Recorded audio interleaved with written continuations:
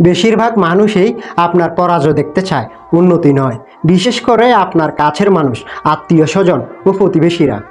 আপনাকে যদি কেউ যা ইচ্ছে তাই বলে, আপনাকে অপমান করে, গালি দেয়, খারাপ কথা বলে, যে যেমনভাবে বলে শান্তি পায়, আপনি তাকে বাধা দেবেন না, তাকে বলতে দিবেন।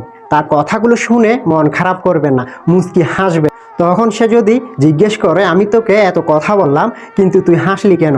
তখন বলবেন, আমাকে অপমান করে গালি দিয়ে যদি আপনি শান্তি পান তাহলে আরও দেন। আপনি তো অন্তত শান্তি পাচ্ছেন। উত্তর দেওয়ার চাইতেও মজা হচ্ছে চুপ করে থাকা। প্রতিশোধ নেওয়ার চাইতে বড় মজা হচ্ছে ক্ষমা করে দেওয়া। যাদের অন্তর হিংসা, চোখে কপটতা আর কথায় মিথ্যা, তাদের থেকে সবসময় দূরে থাকাই নিরাপদ। কেউ যদি আপনার কাছে ক্ষমা চায় আর যদি আপনি তাকে ক্ষমা না করেন, রাসূল সাল্লাল্লাহু আলাইহি সাল্লাম বলেছেন, কেউ যদি দোষ স্বীকার করে ক্ষমা চায়, তোমরা তাকে ক্ষমা করো, না হয় তোমাদের কপালে আমার সুপারিশ ও শাফায়াতের আশা ছেড়ে দাও। যে ব্যক্তি অন্যায় করেছে এবং সে আপনার কাছে ক্ষমা চাচ্ছে, মাপ চাচ্ছে, সে অনুতপ্ত হয়েছে, অনুশোচনার সাগরে নিজেকে ভাসিয়ে দিয়েছে, আর আপনি ভিতরে অহংকার পুষে রেখে তাকে ক্ষমা করছেন না, তাহলে আপনি নবীর শাফায়াত যেমন পাবেন না, তেমনি আল্লাহর ক্ষমাও পাবেন না।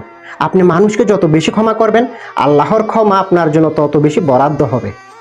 যেখানে আপনার কোনো গুরুত্ব নেই সেখানে যাওয়ার দরকার নেই। যেখানে মায়া কদর, মায়া মমতার কোনো দাম নেই, সেখানে যাওয়ার কোনো দরকার নেই। প্রয়োজনে একা বাঁচেন, একা থাকেন, একা চলেন, তবুও তাদের সামনে থেকে ফিরে আসুন। যে নিজেকে নিজে সম্মান দিতে জানে, আল্লাহ তাকে সম্মানের নিয়ামত দান করেন। মানুষ মন থেকে কখন উঠে যায় জানেন? যখন সত্যটা আপনার জানা আছে, তবুও সে বারবার আপনার সামনে মিথ্যাটাই প্রতিষ্ঠা করতে চায়।